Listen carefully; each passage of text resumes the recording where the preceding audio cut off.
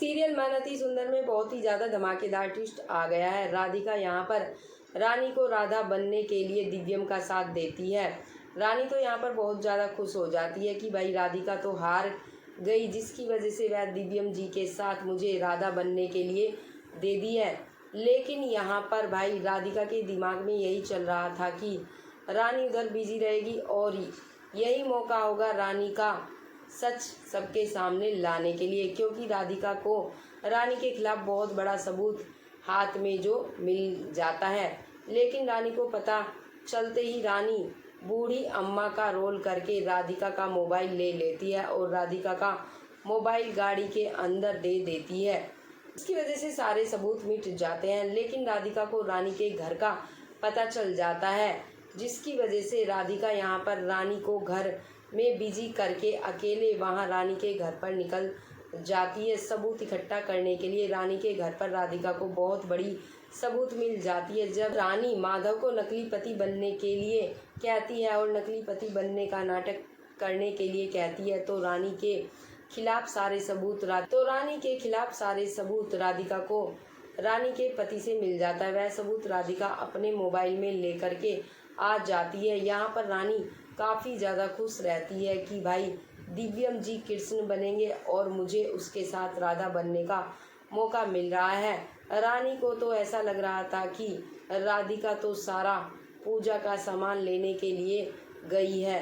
रानी को यह बिल्कुल भी अंदाज़ा नहीं था कि राधिका उसके घर पर पहुंच करके सारे सबूत इकट्ठा करके आ जाएगी। जब राधिका आ जाती है तो जैसे ही जन्माष्टमी खत्म होती है, राधिका कहती है कि अब कृष्ण भगवान का जन्म हो चुका है, इसलिए अब पाप का अंत होगा, क्योंकि अपने घर में भी एक कंस छुपा हुआ है, इसलिए अब कृष्ण भगवान जन्म ले लिए हैं। वह कृष्ण कंस को मार करके पापों को ख़त्म करेंगे।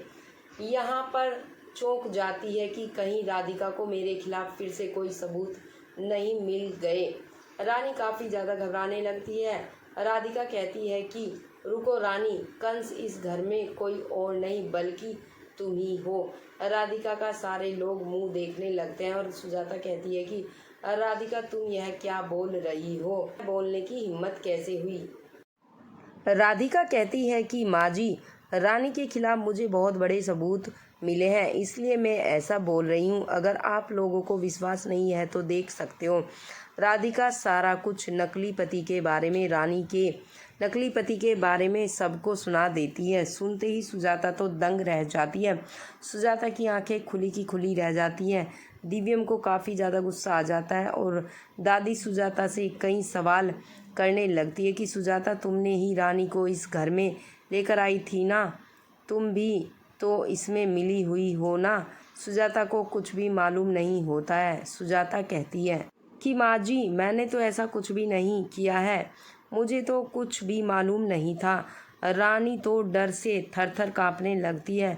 अब रानी के पास कोई बहाना नहीं होता है, क्योंकि राधिका सबूत दिखा देती है और दिव्यम को राधिका के ऊपर विश्वास हो जाता है। अब दिव्यम राधिका का साथ देगा। अब बहुत ही जल्द कृष्ण जन्माष्टमी के बाद जग्गू भी ठीक हो जाने वाला है और राधिका का यहाँ पर जीत होगा और सत्य का जीत होगा। अभी तक तो रानी कई सारे पापों को जन्म दे रही थी। राधिका सच लाने की कोशिश करती थी, उसके पहले रानी ही बाजी जीत लेती थी। लेकिन अब रानी का हार हो चुका है, पापों का नाश होने वाला है। फिर खुशी खुशी दिव्यम और राधिका दोनों साथ में रासलीला करते हुए नजर आने वाले हैं। आप कितने ज़्यादा एक्साइटेड हैं दोस्तों आगे की कहानी को जानने के लिए? आप हमें कमेंट बॉक्स के ज़रिए ज़रूर बताइए और आगे की सभी लेटेस्ट खबरों से जुड़े रहने के लिए कर लीजिए फटाफट चैनल को सब्सक्राइब, बेल आइकन को ऑन करना ना भूलें।